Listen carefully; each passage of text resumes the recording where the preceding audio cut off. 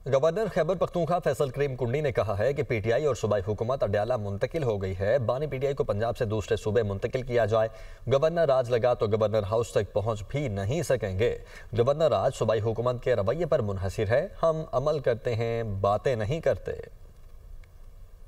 हमारा सूबाई हेडक्वार्टर जो है वो अडयाला शिफ्ट हो गया है और मैंने पंजाब हुकूमत से रिक्वेस्ट की थी कम से कम इस कैदी को जो है उसके तहफ़्फ़ुज़ के लिए और लोगों के लिए इस्लामाबाद और पिंडी के लोगों पर रहम करें और इसको कहीं और शिफ्ट करें, क्योंकि आए रोज़ इस्लामाबाद बंद होता है, पिंडी बंद होता है। माजी के सीएम हमारे गालम गलोच करते थे, डायलॉग बोलते थे। जहाँ तक गवर्नर राज की आपने बात की, मैंने पहले भी कहा था कि ये सूबाई हुकूमत के ऊपर मुनहसर है। अगर सूबाई हुकूमत प्रॉपरली बिहेव करेगी, बिहेव मतलब है कि हमारे लॉ एंड ऑर्डर सिचुएशन को ठीक करेगी, हमारे मसाइल को देखेगी, हमारी चीज़ों को देखेगी, तो फिर क्यों फेडरल हुकूमत जो है गवर्नर राज लगेगी।